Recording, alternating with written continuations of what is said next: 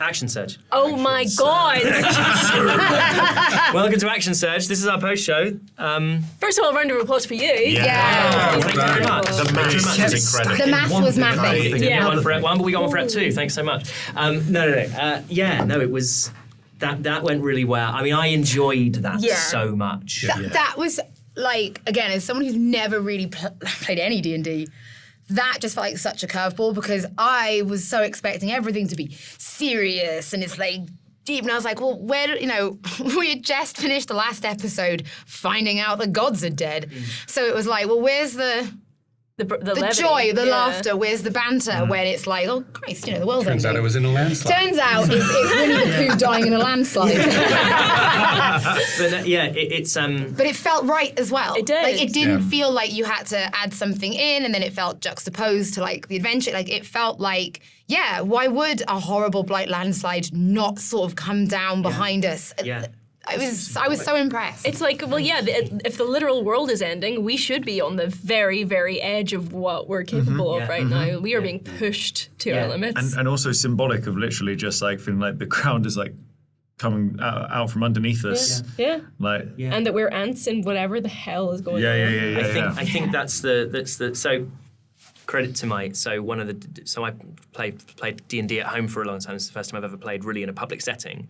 And the other DM in our group is a friend of mine called Joe, who is brilliant at creating these skill challenges, at doing something which isn't how much damage can I do and can I hit it, where you're encouraged to think laterally. And so whether that's I didn't think you'd firebolt the bear, for example. I thought you would wait till the bear got to you, using bardic inspiration to give advantage on certain things. The rope is a great example of just like, whether that's a perfect example of the rule of cool, because I feel like it probably wouldn't work like that, but it's so much more fun if it is, and it so rewards like silliness in a way that's that's well-intentioned, that's like, this might be really stupid, but can I try it? It's like, yes, please try it. You're going to do, right? You're panicking and you're running and you're just like, you haven't really thought about what this rope's going to do and bring to the table. No. You're like, I've got this rope, take a piece of it. Yeah, it's instinctive. Like, I just thought of like climbers, they rope to each other, so if somebody falls, the others can anchor them.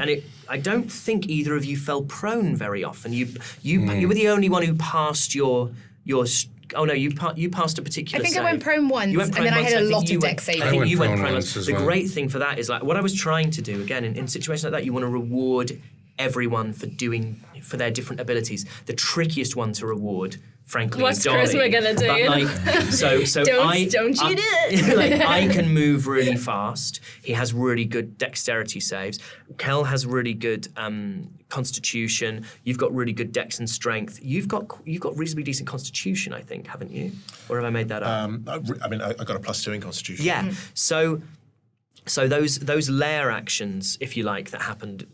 I mean, they're not truly lair actions, but essentially, there's this mechanic within D&D where if you're fighting a monster in its lair, there are things that happen on initiative 20 which it can do. And also, if you're fighting a certain type of creature, which you'll definitely get to eventually, you have legendary actions. So they have sort of more than one turn per round.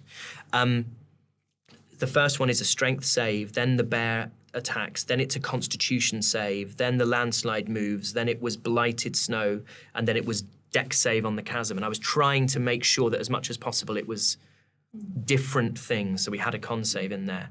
I'd love to have given more wisdom saves and intelligence saves and charisma saves. There's just not really much room for it in situations like that. Kept track Fine by me. Yeah. Although I did thank you so much for reminding me to roll d6s, by the way. It turns out Ben's the rules lawyer. I love it. No, I love it. No, it's really. I just like making things harder for the group. But I think it's part of the immersion, and I am gonna drop stuff. Like I am gonna drop the ball on certain things. I also say that's another thing that I practiced at home with Sam, who made this incredible DM screen. Yeah, shout out to Joe and Sam. A phenomenal carpenter, Sam Flynn, who is a very good friend of mine, a very dear friend of mine, who plays in my home game and who made this incredible thing for us, which is essentially our entire set is this gorgeous DM screen. But the hardest thing about that is knowing what the distance it should move is. So initially I was like, 200 feet, but actually, if I look back at my stuff, I mean, I won't bore you with it, but essentially at 200 feet, when you would have been there in like 3 rounds. And actually, the thing I was really pleased about was that the landslide did increase its movement. And that was something that came out of practicing it with Sam. We were like, oh, that would be fun if we had an extra 10 feet of movement that it gained. So there's this sense of this kind of growing thing. So the closer you get to the end, the harder it gets, rather than kind of, like Mario Kart, sometimes you're just in the lead. And you're like, unless I get hit by a Billy Bullet, then I'm kind of fine. I really enjoyed it. It was amazing. It really was. Like, it was just, there's a really tricky line to balance between giving the group a challenge, but making it still feel possible. And I feel like because we were already exhausted anyway. We'd fought, and then we were all out of all of our options, apart from like 1 or 2 things. We'd fought the bloody vine. You fought the vine, yeah. But I think the vine and the wolf that's really screwed are just really important narrative things. Like the vine only had I think it had 25 HP. Like it was there to represent, or maybe 35, but it was there to kind of, it existed to be killed, but it existed to show you that it's that the land is hostile. You know why I went up to the vine? I went up to the vine because I thought it was the bear. I thought it was the friendly bear trapped in it. So that's why I immediately ran inside. Really? So I said humanoid. Oh, well, I just thought there was this. I should listen probably. But I thought because you'd seeded the bear earlier, I thought we're climbing down the mountain. That's going to be the bear. There, so I immediately ran over to it thinking, that's what it's going to be. Winnie the Pooh is humanoid. It's humanoid. It's a great point. So it's brother bear. Rupert the bear wears clothes. Yogi. There are so many bears. Well, the bear was really important to me again, and from a narrative point of view, to be like, I wanted you to see what the blight did, and I wanted you to see the instant impact of the blight on a creature, which is kind of what's happened to those of you who failed your saves. Are our eyes turning red? Yeah, probably. Yeah, we've still got to deal with that. And then I wanted you to see with the wolf that was kind of dragging its own, like it hadn't been attacked. It was just like, you stay in this long enough, you don't get healed, it'll get you. 100% it's going to get you. So it's a big, it was a big story. I mean, it was a huge story episode as well. Yeah. Yeah, what? A lot learned. There was so much work put into creating this pantheon of gods that I would not have thought that, they getting killed. Yeah. Episode 1/2. We kind of touched on it last time in Action Surge, but that was kind of the challenge that I felt I had in these first, and I didn't know, I had various stopping points for Ep 1. I had the reveal of the body of Aurum, which is where we stopped. That was my first stopping point. I had another, which was... So I asked you to roll a perception check when you first went into a room when you were with Parvus Eye, and you rolled really low, and you could have seen the tree, and that was a potential stopping point. And then the orbs were a potential stopping point. So I didn't know where, I kind of didn't know where you were going to get to. But it was, what really surprised me was you splitting up. And it was great. I feel like early doors as a party, when everyone is figuring their way, finding their way through player interaction. What's my, so we were getting in flavor. So let's take Endelion, for example. We got a flavor of it anyway, but like Endelion is like kind of dogmatic in that sense. Like there is if you're not going to be of use, she seems very pragmatic. She seems extremely decisive, and she's very unafraid, and in a brilliant way. She should have been more afraid, but she wasn't. And we learned so much about her from the fact that she was prepared to look the most powerful human cleric in all of the world and be like, you are lying to me, I see your bullshit. And I love the fact that everyone got those moments where no one else was there. It was like little spotlights being shone, and I felt like we learned so much. Like Doug going to see Theon, like Kelnis wanting to see Theon. And also speaking Elvish. Yeah. Yeah. The dragon. I'm going to ask a question. Do Dragonborn speak lots of languages? Is that So essentially, I think what you would all speak is most of you would have your native language. So Tieflings is Infernal, Draconic for Kobold. Yeah, that we had a chat, didn't we? That we were saying kobold is maybe a dialect. It's a dialect. Yeah. It's a dialect. We decided it's a dialect of regular Draconic. So it's a little bit rooted like in a similar. Like how Norwegians and Swedes. Yeah. Or, those kind of Scandinavian languages, there's a lot of overlap, but there's not always perfect translation. Yeah. So you'd probably have, native languages that you were raised with and that you speak as your first language. If you don't already speak Common, you'll have Common. Yeah. If Common isn't your first language, and then often you can add one to it. And so I've got two. Yeah, so you've got So two. I speak Elvish. Oh, nice. And Gnomish. Yeah, and Gnomish as well. Well, I just thought it sounded funny. If I'm being truthful, I was like, which other one do I pick? And I was like... But sometimes that's the fun, and it's kind of my job to make that important somehow. That's the kind of challenge for me as a DM, is how can I make Gnomish mean something one day? In fairness, I forgot we have been trying really hard to forget we've got Morgan. But... He's the best. I love him. And one day he'll do something We tried really very good. hard to keep the it comical mess up. The only reason we kept it is because we have a mini. I wasn't going to say it, but then he said that, and I was like, oh, yeah. It's a damn cool. The backers have bought a mini. Honestly. But I think if I'd realised at the time that Morgan was probably going to run after the human cleric, I was halfway do I stay and hold the fort in the middle, or do I, for shits and giggles, follow the gnome? Because at least I can talk to it. So what did you think you were walking into? What were your expectations at the start of this? We finished the previous episode. Yeah. There was the body of Aurum, and I felt in the action surge after Ep 1, you were already talking like all the gods were dead. Yeah.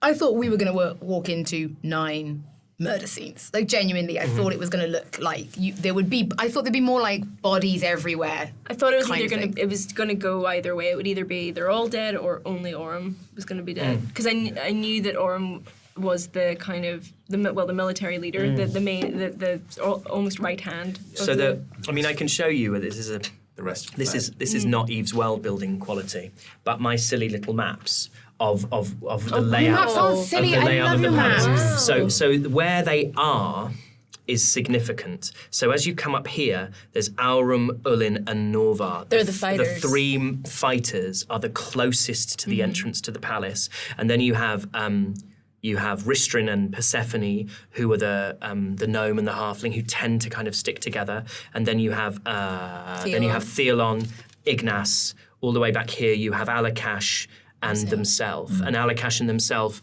have a kind of history of working together. Ignace and Theolon are just kind of, I guess they're the most, they're the ones where you kind of go, they had to go somewhere. But it's based on Mount Olympus. I just sort of looked at a load of images of not photographs, funny enough. Can't get any photographs of the Greek of Mount Olympus. And any ones there are, they're really grainy. They're really grainy. But you can also see the Loch Ness Monster.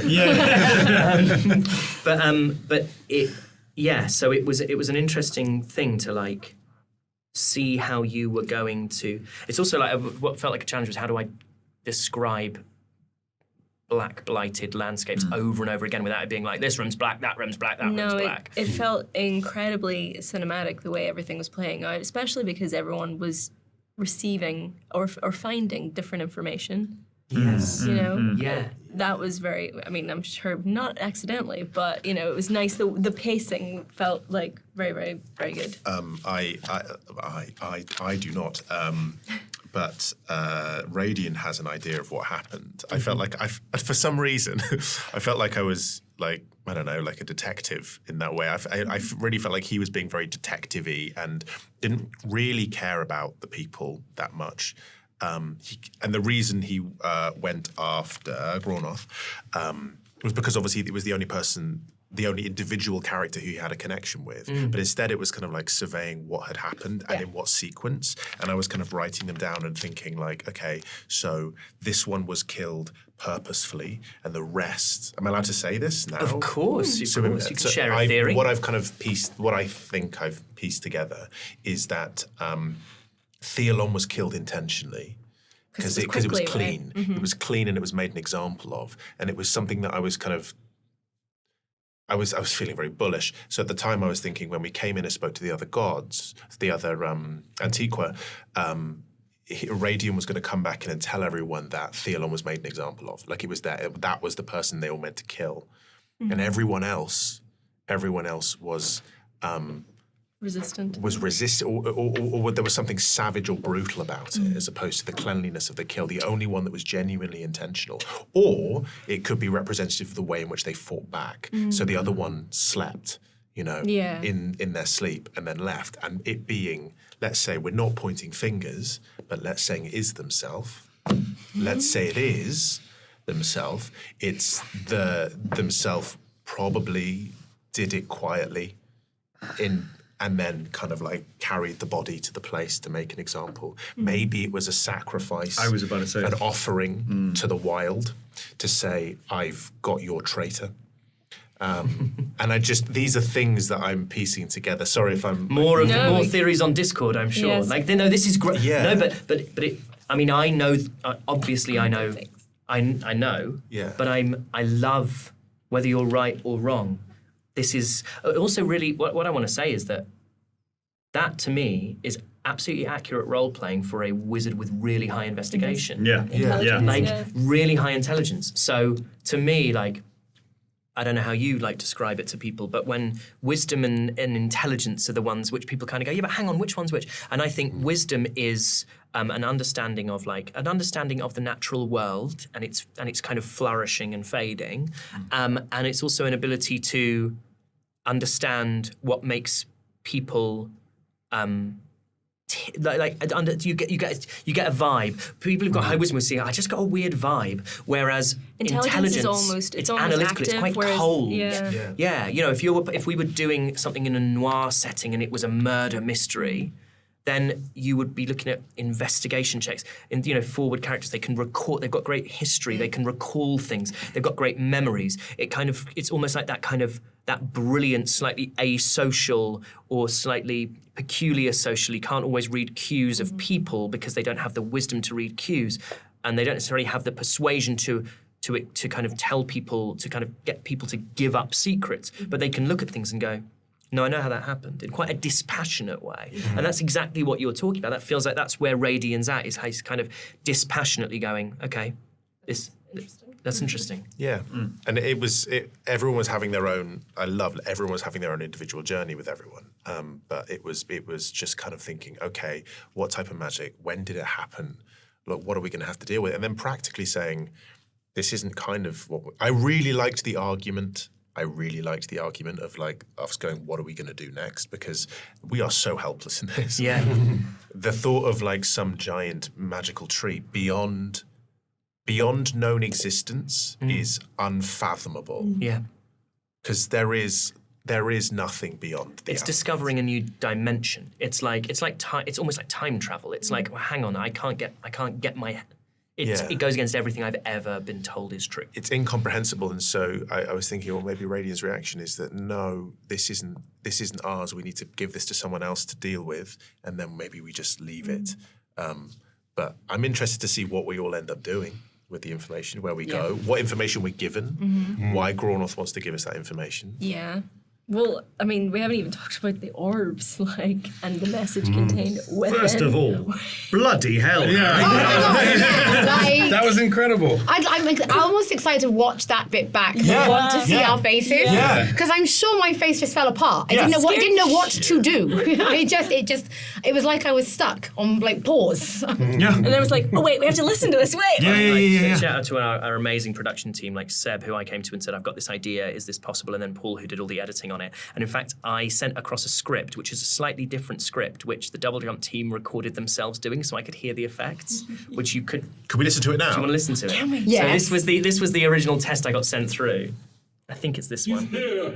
My son is here. We warned you. The boy should never have been allowed to live. I love the Scottish. I really considered keeping them. What have you done? You die at the hand of he you should never have spared. You promised peace, you swore it. You ended the peace when you weakened our blood. You cannot hide. If they come for us, cannot they come for the Feywild next. The bark is thick. The briar will hold. May you find some peace at the end of all things. Cut that line, is too much. It is done. You broke the oath. Nothing is certain anymore. Cut that, it's too much. Should you brave all that, we will be prepared. So then we added, so then what you then heard was a kind of a version of that. But yeah, and I just went to Seb, I love it. And Seb was like, I think we there's more stuff we can do. There's more stuff we can do. Yeah. And that's like been the whole Proper experience Seb here, is fashion. just being like, no, we can do even better though. We can do even better. Yeah. What's the Peter Serafinovich character who... Brian Butterworth. Brian Butterworth, detective. Yes, But Croupier. Lord Mayor's croupier. so I mean, the raw files of me, like in my little booth at home, being like, okay, this is this one, and I'm also going to give you some wild whispers. That right? That might be shit. It's incredibly long audio file. But yeah, the orbs were like something I had in my head from the very beginning of the world, and I was just going to read it, and then I just thought how much more immersive. I mean, it was immersive. Yeah. yes. Yeah. I cannot tell you how close I was to touching them. And in my head, I'm going, no, that's such a dumb move. Like, don't say it. And honestly, if you hadn't picked up the cards, I would have been like, well, we're not going to stand here forever. Yeah. We're just going to try and pick one up. Yeah, and it was that thing where I'm kind So of, glad as a DM, you're like, this is so important. I don't know what I would have done if you hadn't touched it, but I think I would have done more stuff to encourage you to like maybe the whispering gets louder as you leave. But it was like, I kind of see everything up to the orbs as the pre-title sequence. Oh, Do you and know what I then mean? Reliquia Like, came up on the and screen. then it's like the shadow will flood, and then Reliquia, and like because you go, that's the purpose. That's the overriding framing device, is that something's happened. The gods are dead. What the hell happens now? But I just all the stuff. I know, the great thing is there is session 0 and there's 1.5, 0.5. That's what I thought it was going to be about, like us being in the web, like web stuff. I was just about to say Just the doing web audacity, stuff. the audacity to be Web like, stuff. hey guys, so here you gods are, are dead. ragtag bunch, and everything is falling apart everywhere. Fix it now. I thought we'd be doing like, little kill quests or little fetch quests for part of the web, you know what I mean? There's still time for that. I mean, like, you're agents of the web. You're all paying the time price. There's unless you decide you want to break free of the entire structure, which comes with a cost, then you're still agents. And we ain't even got to that. Like, Yeah. all of our deals are. Yeah. And what happened to all the clerics on the top of the mountain? 'Cause they're still there, aren't I they? say, this thing, are they? Yeah, Have, still- have some of them made it down? It Like, what's I mean, it would depend. because we went on. Yeah. We came back and argued with them. But also that thing could have just happened at a different part of the mountain. Like Yeah, this that's is the true. mountain Yeah, before. yeah, they could come down a Could different have way. been literally expelling the mortals. Well, I know the clerics don't really count, but Yeah, Or did interesting. they I mean, summon it? No, that was the blight. It was the blight. Is one of them, but is one of them involved in some nefarious, blight-related? Food for the Discord. I'd like to say that this definitely isn't a response to that, but I would like to point out that I loved Ai's interaction. yeah, with that was Carlos. amazing. I didn't know what you were all going to do. I didn't know if you were going to split the party. I didn't know. There was like a version of events where I thought maybe you guys might all stick together and sort of investigate everything and just sort of go around as a little gang and then discover the orbs and be like, oh, we should go in there because no one else seems to be in there. I didn't know whether you... What I didn't want to happen was 10 NPCs and you going door to door. And the great thing is from like their motivation point of view, they're all very powerful, very wise. You know, they've been around a long time, but there is no precedent for this. So it's easy for them to overlook stuff as well. Yeah, exactly. Like everything goes out the window. It's very much just everyone's in survival mode. And I'd love to know kind of how your perspective of Parvis, or how I's perspective of Parvis shifted during that interaction, because it felt like progress in a way, but I don't want to put words in your mouth. It felt like you're right, progress, but also kind of a deeper lack of understanding. So progress in relationship with Parvis, but a regression in terms of understanding, I think, because before it was just that feels uncanny and feels weird to me, and then having an interaction and speaking in a more regular kobold manner, if not speaking kobold, because it just felt unnatural to speak kobold with this being. There was a moment where I was really tempted, and I put it to the side. I was going to cast. What's the exact terminology for my spell? It's minor illusion of Parvis with slightly more human-esque hands or ears with a bit more elf. Do you know what I mean? Like elements of everything else, slightly, and kind of as a thing of just like making Parvis look at themselves in that kind of way, in a way that I was like felt abstract, but kind of summed up that feeling of you're not that you're not a kobold. I'm glad you didn't do it, because I'd have to have ruled that minor illusion doesn't allow you to do anything that big, which is such a shame. Minor illusion. You can change. You didn't want to create a reflect. You 5 foot cube. Yes, and we're but 3 foot. Yeah, but minor illusion is a cantrip, and what were you wanted to create another Parvis that they could look at. That's a major illusion. I would rule that's like there are certain things. So message is a great example. Message is a cantrip which allows you to talk to one person in their head. Then you get greater versions of spells like that. There's almost like a tier system, like they evolve, and you get things like sending, and they get more powerful as they go up. Firebolt, Flaming Sphere, Fireball is a kind of another example, almost of progression, if you like. And there's minor illusion, and then there is major illusion. Yes, I think I got a mistaken with major, which is where if it moves, you can make it.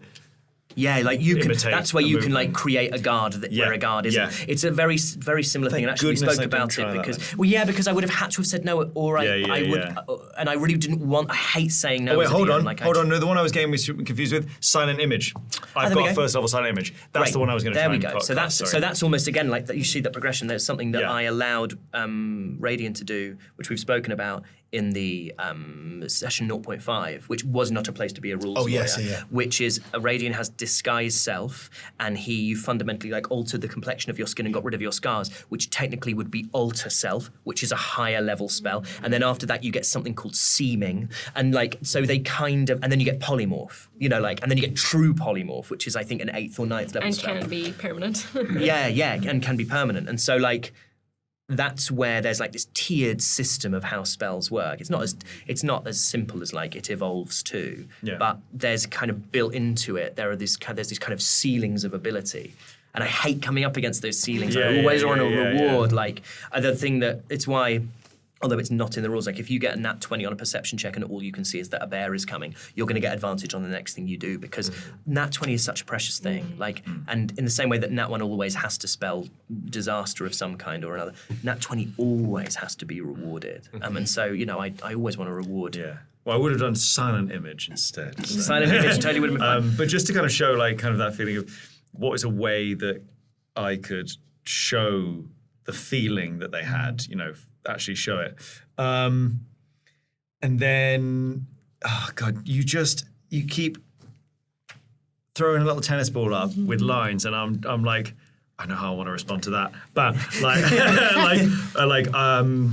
because I was alone or something, and I was like, Parvis is alone. You is not like. Yeah, it's really nice. Like it's moments really like lovely. that. So thank you for doing those little things. It's fun. I felt bad for Parvis. Like. Yeah. And then when you came back, and Runa, who you guys were all kind of fond of, was like, you said and like you should, you're lucky we don't throw you from the mountain. And kind it is, I just didn't want to say about themselves. The reason why I held back on saying about themselves and not finding themselves is because, I mean, I can say it, right? Because we've all got So themselves acted as a spy, and then the war was won, but because of the nature of themselves and being a spy, there was a lack of trust towards themselves. So as a result, themselves took themselves away, distanced themselves, which is shown in the kobolds. And the kobolds kind of also did the same, and let's look after our own. Yeah, look after we've been our let down own. by everybody else. Exactly. So as soon as you said, we went in there and themselves body wasn't there, my gut just went, oh God, this is just not gonna. Yeah. And then coming back into that room and seeing it, just going. But also equally, I mean, what is to say that himself isn't? Yeah. There isn't that, and that it wasn't some sort of, if we do this and the war is won via these means, then you guys can head off and while their attention is diverted and elsewhere, there can be some workings without even like under any scrutiny or under any vision, stuff like that. So it could be themselves that. In my notes, by the way, I have other convocation are interrogating Parvis.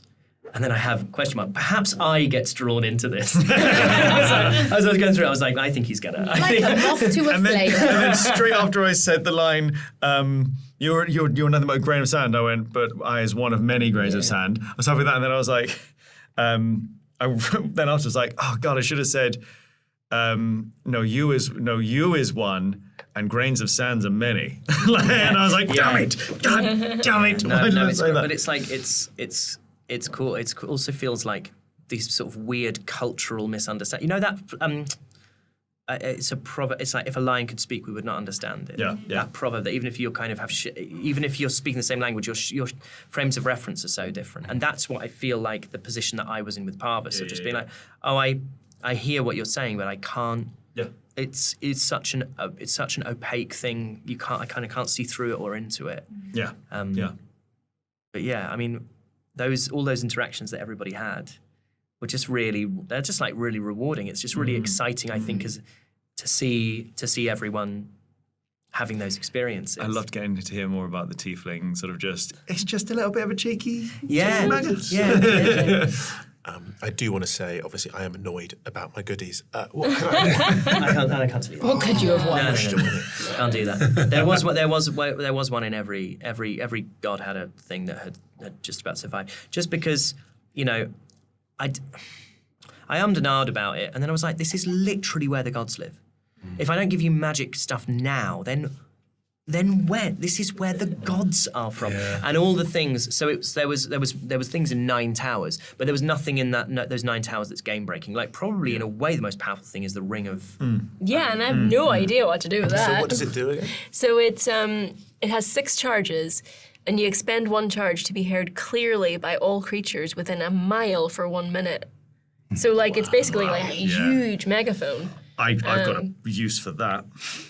Is it practical or fun? No, next time, but I'm not going to say it because I don't want to. Well, you don't know I have it.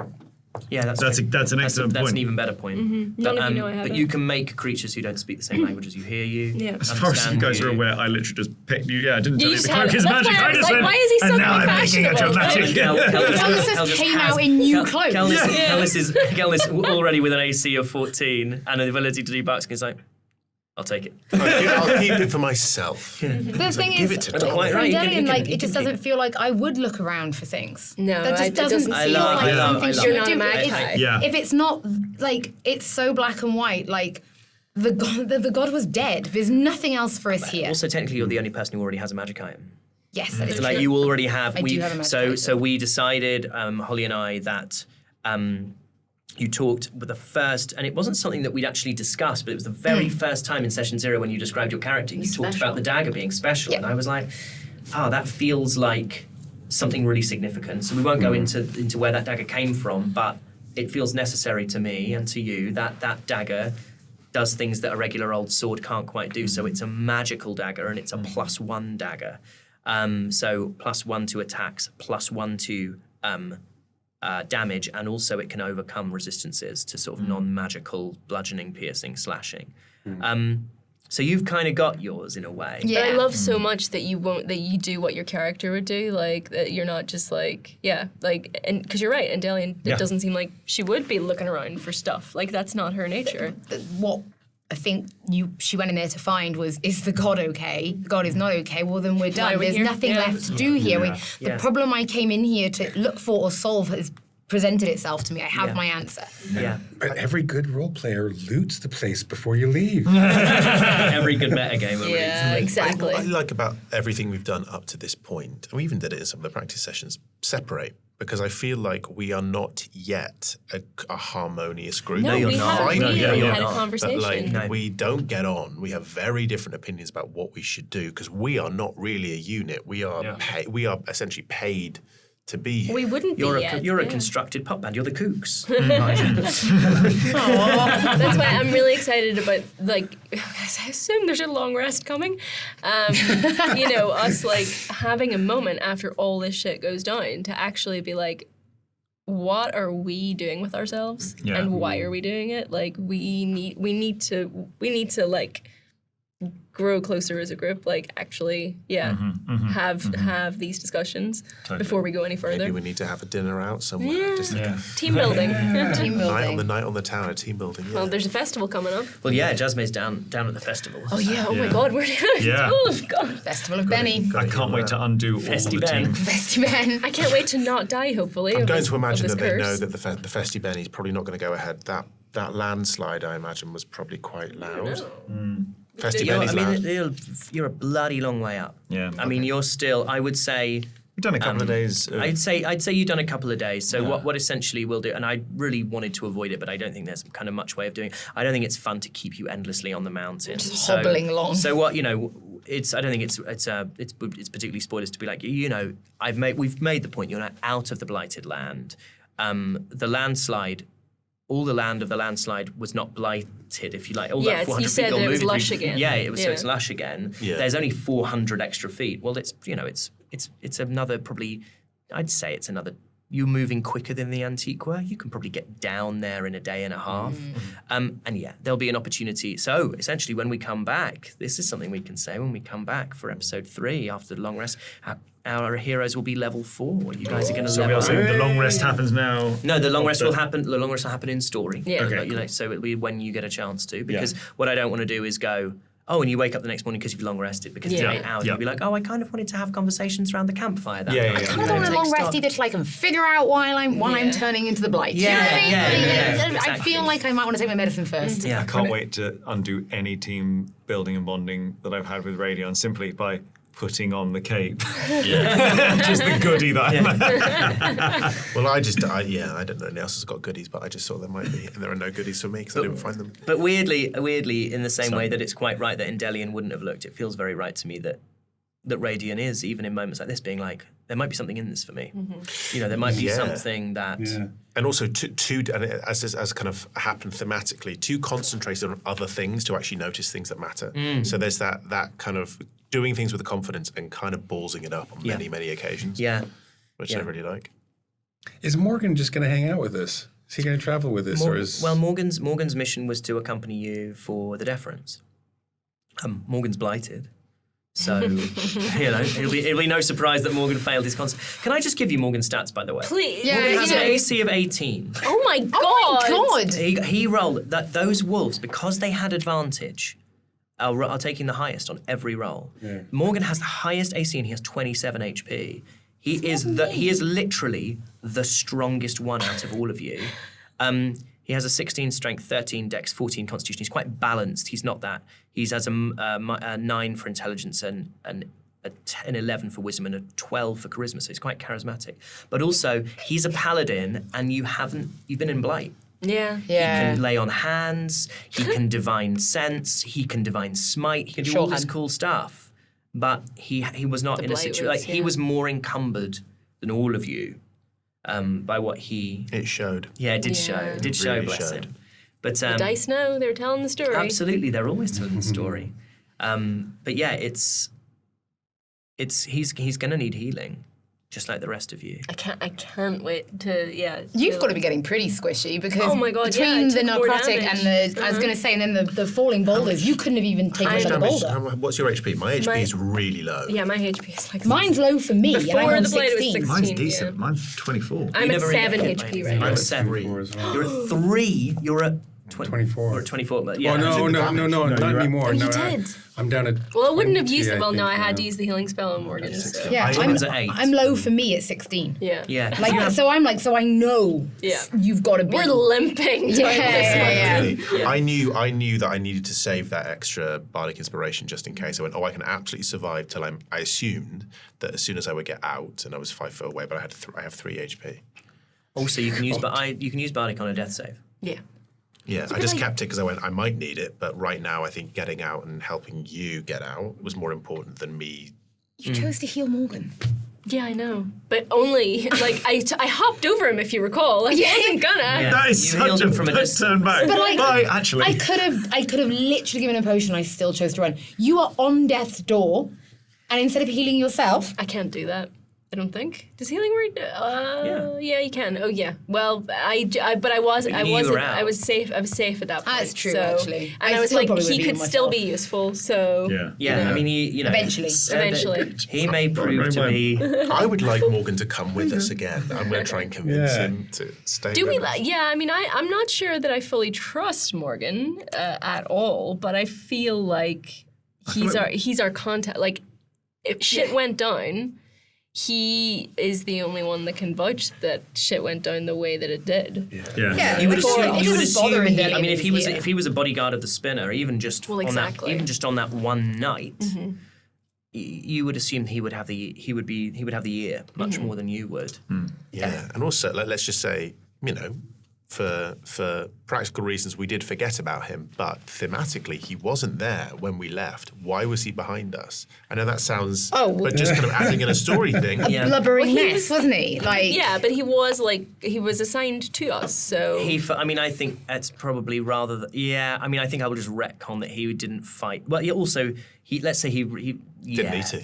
Didn't need to. I mean, you got it within a round. I just forgot. he could have that been Morgan was watching there. from afar, just being like, I think he was just following Kelness because, Kelness is cool and reminded him of his 12-year-old self. The aspirational tree climber that he used to be.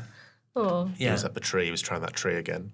He'll try. I did think about climbing that tree when the landslide started. I thought, I wonder if I should go climb that tree. that was again going to be the thing with the rope. Was if I was getting desperate, I would have tried to have seen if maybe I could have loosed an arrow with the rope on it That to a would've tree, been and then cool. that would have been that. But then you threw an umbilical cord at me, so I didn't get a chance, and then it would have been rude to have not accepted. So It took me hours to paint that rope to look yeah. Did that's anything have stopped it? No. Did anything The stop the landslide. landslide? Nothing that you can do at this No. level. You could do If you'd had a you could wall do or shape. something, Yeah, yeah. like wind wall maybe, maybe erupting earth. You could I have done thought it. about Stone entangle. wall, I thought because entangle would be like like a net. I haven't got Yeah. I haven't got stats. I haven't got stats for but entangle is not wide enough. So it was a landslide. Entangle is only in a certain I was just area, and I would thinking, also say that. well, that's what I was thinking. Like if it's just the bit that's coming down towards me. Yeah, but then all that would happen Ultimately- is if there's a block, it would just go like that, and then it would Yeah. go round it and over it. There's too much mass there. And ultimately, we were practically out of spell slots. I don't know how you were doing, but I have 2 more. yeah. Tankness. Do you know what you didn't? Do you know what you didn't do, which I thought you might do? What? Wild shape.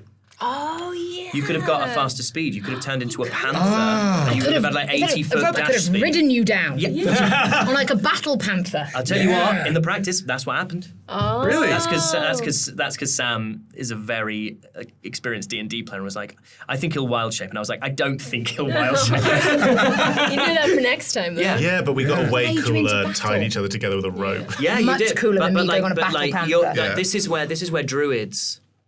The more you learn that class, druids are so useful in so many different situations. Yeah.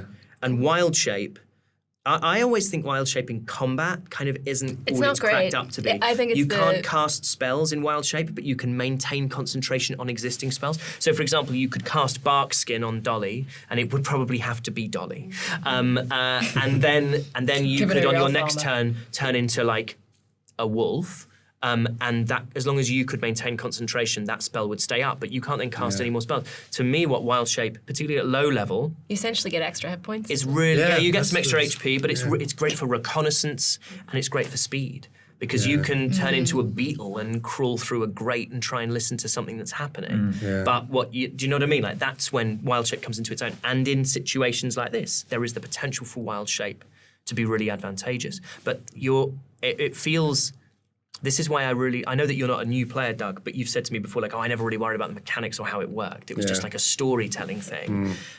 I think this is the great thing about playing with players who've either got that experience or like Holly, like Ben, like, I mean, Alex, you haven't played that much. You, as your characters learn what they can do, you're learning what their characters can do. Like, they're as a level 1 fighter, you are still more powerful than a member of a kind of town guard. You just are. You're already special. If you're a rogue, you're already the stealthiest person in the it's like if you took 100 people off the street, you're even at level 1, you're better than all of them. You're best in the school. Best in the school. You're all head boys and girls.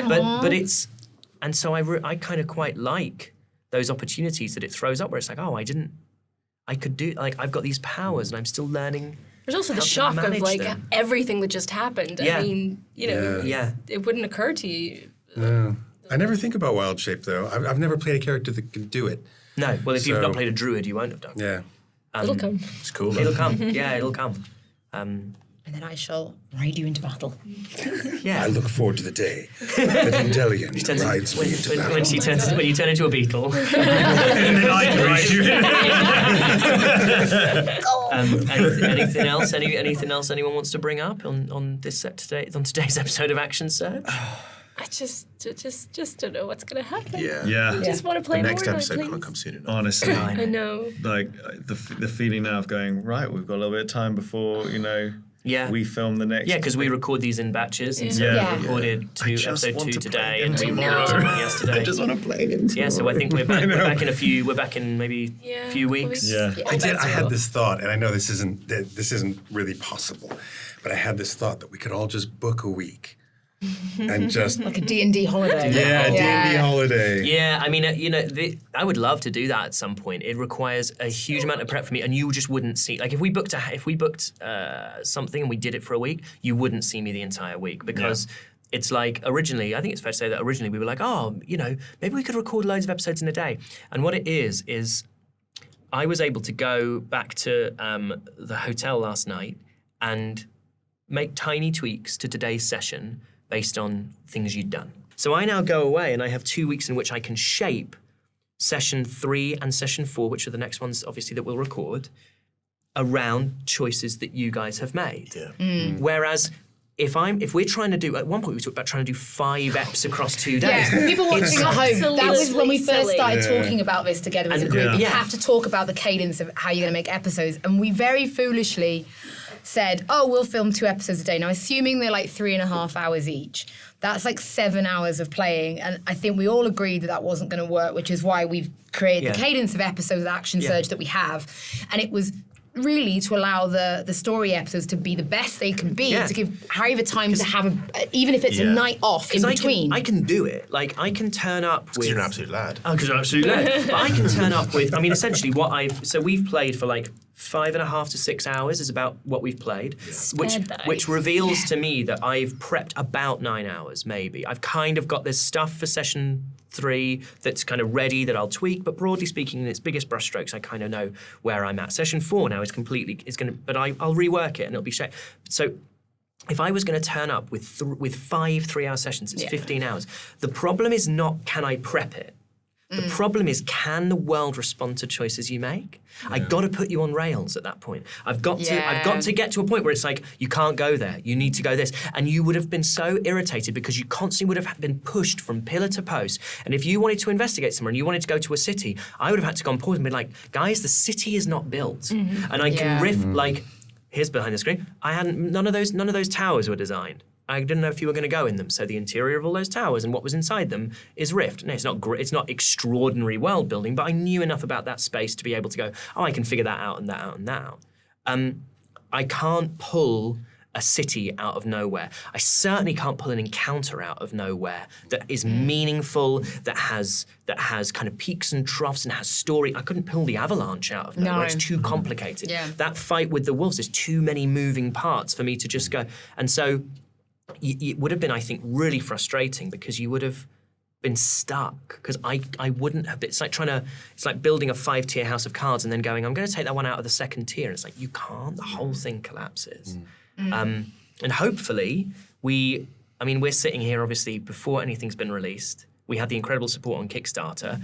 We've got our Discord, which is like growing all the time, which is really exciting. And we've got YouTube numbers and we think, we think we're onto something that we know we're really excited about it. Yeah. We've got enough indications that other people are excited about it, but the dream is that we get to a point where it's viable, that we could play like every couple of weeks. Yeah. We could, we could do one session a week or something like that. How amazing would that be? Because it would also represent that people have loved it. Yeah. I hope. 100%. Well, if they love it even a fraction as much as I'm loving it right now, then This is the best thing I ever said yes to. I'm not joking. I almost said no when you sent me that DM because I was so scared of the idea of doing this. You would never know you were a first-time player. I was so terrified. I remember looking at my boyfriend after you DM'd me. I was like, Ben stuff in Final Fantasy's just DM'd.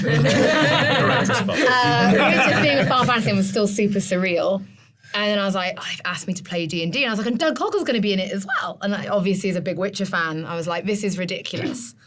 And I was like, this is it. I think, babe, I've said so I said no to playing D&D with my boyfriend, and all my other friends play D&D together, and they sit in our kitchen and play. And I don't. You can look over their shoulder and I'll be like, it's not how I don't like the level of how I said no. That's not how you calculate DC. And I really thought about saying no, and then I said to my boyfriend was like, look, if you say no now, this will never come back around. And I was like, yeah, you're right. And I was big into this year. I was like, I'm going to start saying yes to things that I was, ordinarily I'd run away from. I wasn't even you were really fast on something. But also you. Yeah, I remember when I changed my mind. I remember when we met. It was the first time we'd ever spoken, and it was to design your character. Yeah. And you were like, I'm really, really worried about role playing.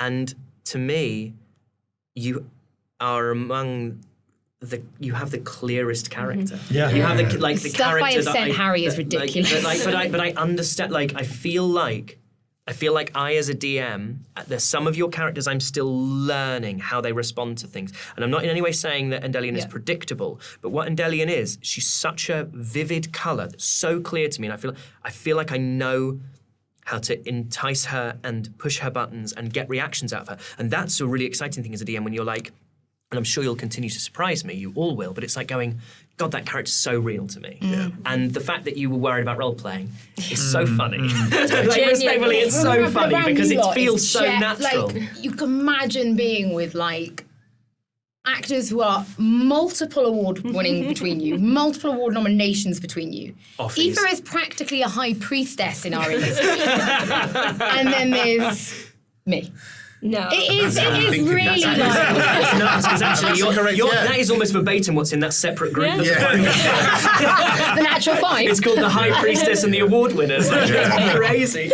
And we genuinely, I cannot picture it without you. That's I'm loving it, and I'm loving how you listen to my... be here without you. I would say the amount we have of work so many everyone team has meetings. put in. When you were there with the Antiqua and the Dead God, and you were telling everyone what to do, I went, it's like one of our meetings. It's just there are poetry and brutal efficiency. It's incredible. I was like, absolutely, go off, Endelion. It's no joke when Morgan was crying, because I've come a bit of a medical background, and I remember I've been in emergency situations. I've been in we're talking massive obstetric hemorrhages, 9 litres of blood are on the floor, And it is just like the moment one person in that team falls apart, everyone. The whole thing will come tumbling down. So and the weird thing is you're always grateful for that person who takes charge and who says, no, do that. Because you almost need that slap in the face. That was, to kind of go back almost to that whole thing, that was why I found your interaction with Genevieve so interesting, because actually you seem very similar. And it was like, the thing that you couldn't abide was that you felt like she was lying to you, and she was. I think you rolled, you felt like she was lying. And clearly she was lying, she said, I don't see it. But other than that, you two are like on the same page. Like she screams and then she's like, right, we're going to do something about this. Fight or flight. She's so close to being she's so close to, in a different world, she could almost have been an amazing mentor for Endelion. Yeah. And yet Endelion doesn't forgive. And therefore that's her card marked as far as she's concerned. And that's a really cool place to be in already. You said something earlier. You were talking about actually in Action Surge, and you said it. You were like, oh, and I have the best relationship I have. I used another word, but relationship with the dwarven cleric. Oh yeah. And then you were like, so you stealthed him twice. Yeah. You didn't go with him. Oh, yeah, that's true. You still, even though you have the best relationship with him, Radian still didn't follow him because he was worried about him and wanted to be with him. You rolled twice to sneak up on him. Yeah, because also he doesn't. Radian has no idea how to interact with people. Like that is, as you're seeing, further and further, he has no idea how to have conversations that mean anything. Like there's this level of social awkwardness that manifests itself often in huge amounts of confidence, but also not knowing how to approach people, and then just shouts going, "It's not your fault." It's so weird, and I think seriously. No, I wrote that here. It's not your fault because I'm going to talk about it in sort of the diary episode. It's like this. The emotional whiplash Radian gives you. He didn't trust you enough to come with you because he was worried about you. He snuck attack you because he thought he might find something or learn something. He wouldn't trust you to tell him the truth. And then when you're crying, this dwarven cleric who go, it's not your fault. Yeah. It's so ping-ponging. Yeah, always. And I maybe that just comes from me figuring out how this character works, but also I think that if you don't have any memory of the person that you are entirely going on instinct. You're building yourself all over again. Because he's put himself in harm's way several times to help other people, and I'm still not sure that he trusts any of us. No. And also one of the most meaningful things that happened to him recently, it's so small, is Dolly giving him the little daisy chain. Because he doesn't get stuff, because he doesn't interact with people enough to get stuff from people. And when he does get stuff, it's like, it's the spoons. It's like, you clearly... Did not consent to those spoons. I imagine he doesn't make a joke. He's probably not very good at telling jokes. There's just lots of things that are broken, and whereas you're incredibly direct. I was willing to be very direct in that room and telling everyone what to do in that room, even though it probably wasn't the best thing. But it was I don't know. I think maybe he's pretending to be the leader of the group. He has no facility to do that at all. But it's just I think there's going to be a lot more push and pull as that goes. I was really glad Morgan wasn't there for that. Yeah. I mean, it made sense that Genevieve would say pick the body up, but I think it would have been messy. And I think we needed that to be a really clean moment. What I like now is that we've got a choice as a group. Does the web ever learn about what we've learned? Yeah. And if Morgan had been there, I feel like that would have been... That's it. Oh, yeah, that's it. There's no way... I would have highly encouraged you to let him die in the landslide. Yeah. And not as a joke. But now it feels like as a group, in that, not that we hold power, but we at least hold all the cards on who we tell and what we tell, because the reality is Morgan's there to look after us. He's not one of us, even though we're not really an us yet either, but... Also, are we going to make the Runa mistake that because Morgan got into all these scrapes, suddenly we like him? The Runa giving the speech, and then we actually go, actually, there is a vicious streak there. He can't be nice. If to me, if you're in the web and you work for the web, you can't. We all work for the web. You all do. And but he's decided to climb the ranks. So to me, that feels like something a lifer would do. I can't wait to get out. And also, that's a question as to if you're offered a promotion in the web, are you able to say no? But do you know what I mean? And I think that's the. If I can toot my own horn, that's the great thing about the web as a framing device, because it removes agency. And it removes agency from you guys to an extent, but it also importantly removes agency from pretty much everyone within it. No one's, there are probably people in the web who joined the web because they were like, I'm angry at the world. And and I'm going to be part of this. And there are others who are like, who've probably done really terrible things because the web have enough on them that they have to. I even thought that about the spinner. When we first met the spinner, I was like, you don't even know that this guy who's like got authority in this moment, and he is in this position, and yeah, he's high up, but is there even something above him that is controlling, and he's not able to lead? The spider prince. There's the spider prince. What I mean is like, so is he even like, you know? Is he even acting of his own volition, or is he just being puppeteered? Yeah. Is this a god? Is this a god? Is it a god? That's a good question you ask everyone. I'd like to roll to see if they're a god. You've put your dice away. How are you going to roly-poly? How are you going to roly-poly? Oh, roly-poly. Shall we do a roly-poly Yeah, to let's finish? do it. Because we have gone on for an hour. I mean, the So great we've thing is I decided that the percentage dice, we're just going to add that as a number, right? Like if you roll an 80 on your percentage dice, you're going to add an 80. Okay. If you roll a 00, you're adding 100. Yeah, I think essentially, no. If you're on a 0 and then you roll a 1, we'll treat the D10. We'll single treat the digit one. Yeah, that's we're a going 1. to treat the D10 and the D100 as a combined thing. Yeah. So I will talk. So let's do it and let's see what everyone gets. Oops, sorry. So for example, Okay. Aoife got a 10 and a 4. Where is it? So she gets Right. 14 on her percentile dice. Okay. Radian got A 40 a 40 and a 7. so 47. Okay, so I got... Okay. I will allow. So this is where I vamp, isn't it? Yeah. What was my favourite thing? My favourite thing. I really loved. I was very, very glad that you got to meet Malachine. Yeah. I think what I'm learning about Dolly is that she is, to an extent, like a very typical tiefling. Like she's almost a great example. She embodies a lot of those, and it's because you're playing a bard, but like you embody a load of those virtues that Alakash would have embodied, like and because Malachine is similar. It feels a little bit like, with some exceptions, Theon is dead now. Who, by the way, who did you think you were hearing in the orbs? Oh, yeah. I'm going to have to re-listen to that. Conversation between like maybe the most senior of each of the the wild. I and a thought bit the of child might have been Theon's, to be honest. What I'll do, by the way, is I'll send you the script of that because Yes. I want you to know. I want you to know what it was. But yeah, I don't necessarily like Barabask isn't necessarily indicative of how Theon held herself, and clearly Parvus is not necessarily indicative of how themselves holds themselves. And we said this didn't for a long time because they kind of didn't quite see eye to eye in a ways that maybe will be expounded upon at some point. Eye to eye. But it feels like. What I kind of learned is that, Dolly's like a real, she's proper tiefling, and that was just kind of fun for me to learn that. Right, okay, roly-poly. Let's start with Doug this time. 106. Whoa! I think we may have a winner already. Holly? 115. Whoa! What did you roll on your percentile? 90. No! And I got a 19. Wow. On my D20 as well. So. That smile on Doug's face is so I thought that was impressive. He's like, I'm Hold so on happy to all of for your you, pants. Ollie. 64. So say that again? I said, if you thought that was impressive, please hold on to all of your pants. 64. 64 is really good. It's just over half what Yeah, it's Indelian, really what Holly rolled. Yeah.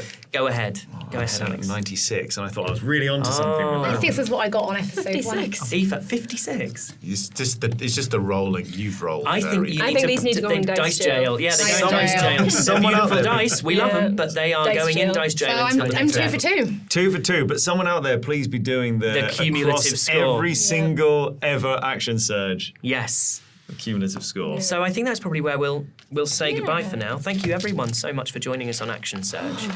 We will see you soon for episode 3. We will have had showers. We will be in different clothes. Because none of us have showers. Yeah, and none of us have showered. Well, We're all I disgusting. insist on having a funk in the room so we can all figure out what the hell Radiance must. find. There was a moment when these guys were blighted. I was thinking, do I just go and then smell the radiance fine? It's like, okay. For those of you who don't understand what Radiance Musk is, please go and enjoy episode 0.5. Yes. Yeah. Um, Or don't with my double nat ones. Oh, that's true. Or if you just want to see, never if you see want to that. see, if you want to see brilliance and incompetence, go and have a look at episode 0.5. Yeah. So we will see you all very soon in the world of Roleplaying. Thank you so much for joining us. We're Natural 6 or something. Bye. Bye.